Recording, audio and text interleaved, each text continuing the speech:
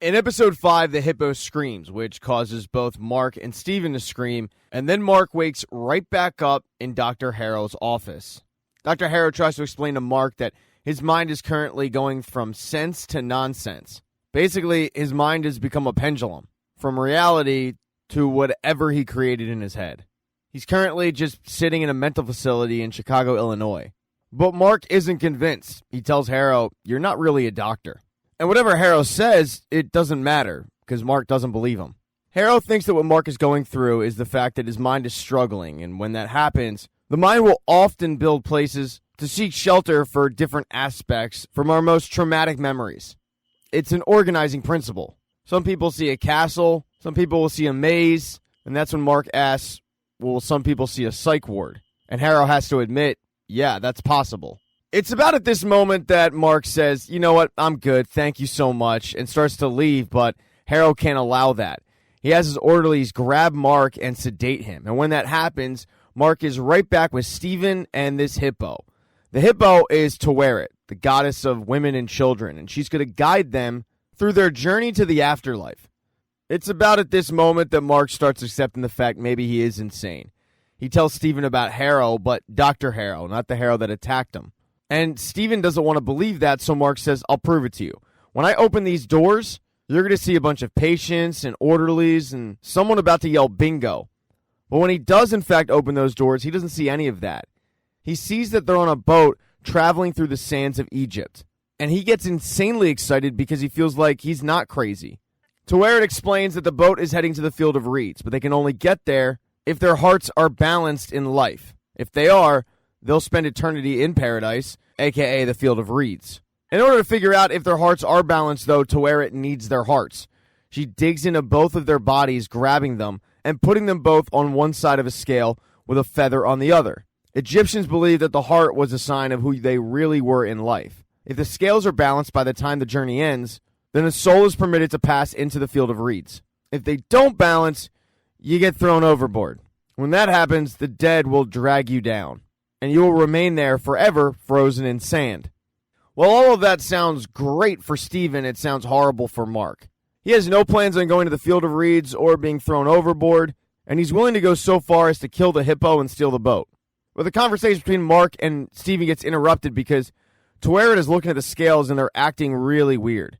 It probably has something to do with the fact that both of their hearts are on one side and not just the usual one. And to Taweret's best knowledge, it's probably acting like this because the hearts aren't full. She tells them each heart feels like it's incomplete. They need to have balanced scales to get into the fields of reeds. So she suggests to them that they go learn about each other. The boat contains all of their memories. So they need to get in there and show each other who they really are.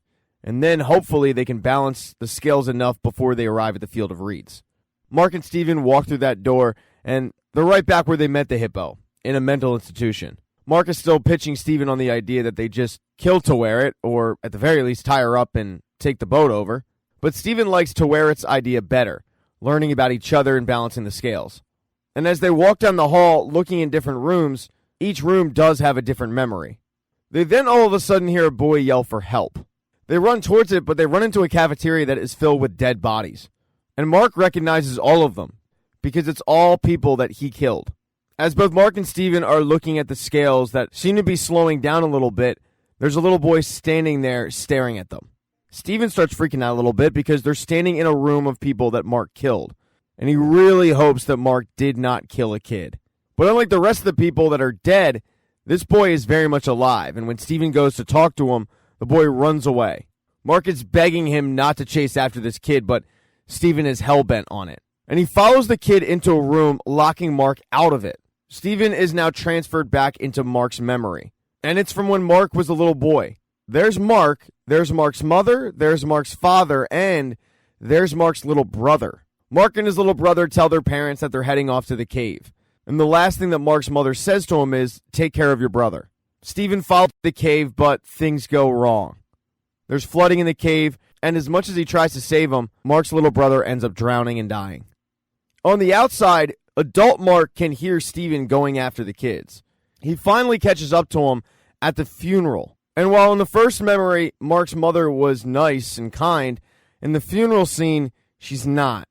She blames Mark for everything, screaming at him, "This is all your fault." Steven chases little Mark upstairs while adult Mark is begging him to just stop.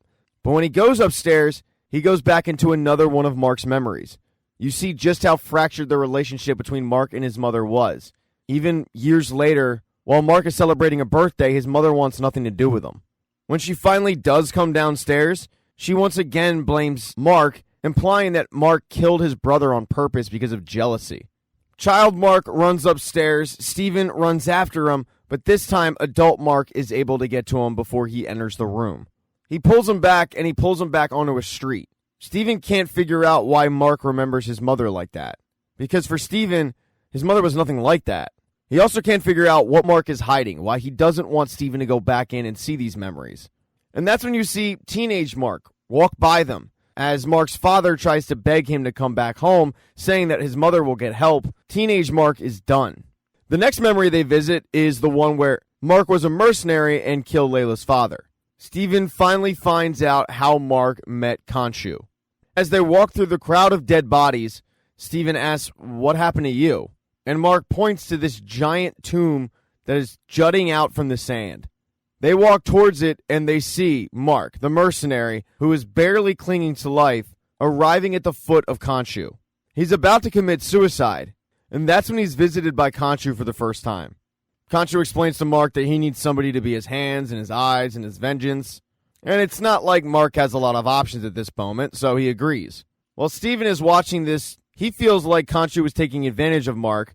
Mark feels like he was keeping them both alive. Mercenary Mark then rises up and becomes Khonshu's Moon Knight. They all of a sudden start hearing screaming, and when they run out of the temple, they run right back into the deck of the boat, to where it explains that unbalanced souls are being judged or condemned to the sands before their time. This is very odd. Mark is convinced that it's Harrow, and Steven explains we have to turn back. Steven turns to Tawedit and says, "This is why we have to go back," but she explains that if you go back, you're going back to a body with a bullet in it. You're not actually going back to your former self. Steven then asks if she can send word to Layla to free Khonshu. And while Mark does want to get away from him, he also realizes this is their only shot. So Tawedit turns the boat around, turning the boat to Osiris's gate because it's the only gate back. While she's doing that, she yells at them to get back inside and make sure the scales are balanced. Steven thinks that they have to go back to that room, the bedroom where little Mark walked into. But Mark says, "No, we don't have to do that. We can just talk this out." And the two start arguing about the ramifications of what could happen if talking it out just isn't enough. Mark starts freaking out, slapping himself, yelling, "You can't make me." And then all of a sudden, Mark isn't with Steven, he's with Dr. Harrow. To Dr. Harrow, Mark has just been reliving traumatic memories for hours. And in his opinion, this is a big step to Mark's recovery. Harrow hands Mark a glass of water and asks, "Do you think you created Steven to hide from all the awful things you feel you've done in your life? Or do you think Steven created Mark to punish the world for what your mother did to you?" Mark doesn't have an answer for that, and Harrow encourages him to open up to Steven. That's the only way that he can truly heal. So Mark, looking in the reflection in the glass, goes back to that room, and he's back with Steven. He sees a young Mark hiding from his mother as she bangs on the door. Mark remembers it. Steven does not. And that's because all of a sudden, little Mark starts talking in a British accent, commenting about how dirty the room is, how it needs to get cleaned up. And Steven remembers all of that because Steven was created by Mark. As Steven is shocked about this discovery, his mother bursts through the door, grabs a belt, and gets ready to beat on Mark. Mark drags Steven out of there and explains that he doesn't need to see that. That's the whole point of him. And Steven feels hurt by this. He feels like he was being used by Mark. He also feels like the whole time he was the original, when in reality, he's something that Mark just made up.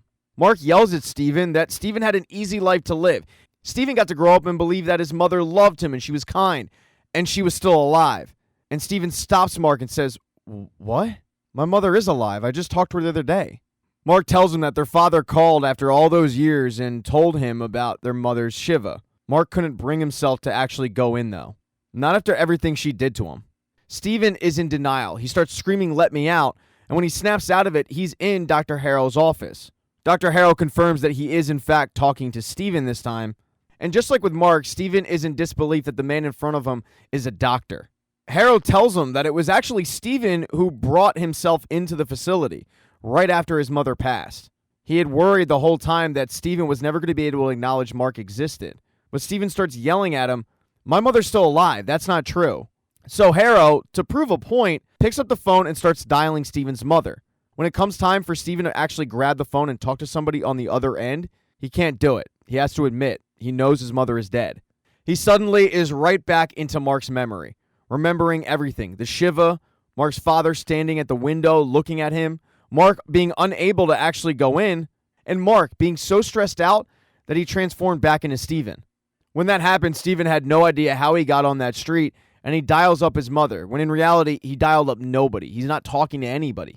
Present-day Mark explains to present-day Stephen that he just couldn't face his mother again. It was at that moment where their lives started bleeding into each other. It was about 2 months ago, and up until that point, Mark had a pretty good hand on keeping Stephen separate. After this realization, though, the ground shakes, and they know that something's up. Stephen looks over and yells, "It's the gates. It's the gates of Osiris. Come on, we gotta hurry." And next thing you know, they're on the deck of the boat again. Tawedit explains that she's never seen the gates of the world above so close. And unfortunately for them, the scales never balance and the journey's over. It's at that moment that the dead start coming overboard and attacking both of them. Stephen is hiding, and Mark is trying to do his best to fight him off, but he's not having much luck. Stephen realizes he's got to do something. He ends up attacking the dead and destroying all of them, to his surprise and also to Mark's. As Mark is standing on the side of the boat, a little surprised, he gets attacked by another dead person. Stephen runs to his defense, but the dead person throws him overboard. It saves Mark, but Stephen is stuck, and it doesn't take long for Stephen to be frozen in sand. As Mark is screaming for Stephen, he all of a sudden finds himself in the reeds. He finds himself in paradise, because when Stephen went overboard, the scales balanced. Thank you so much for checking out this recap. Please consider subscribing to the channel. Hit thumbs up if you liked it. Smash that thumbs down button if you thought this sucked. Make sure to be nice in the comment section. If you don't see the next video up in the end screen there, I'll get it up in a few days, not to worry. And I have merchandise, so go buy a mug or something. It's never too early to think about Christmas gifts, folks. Once again, thank you for checking out this recap.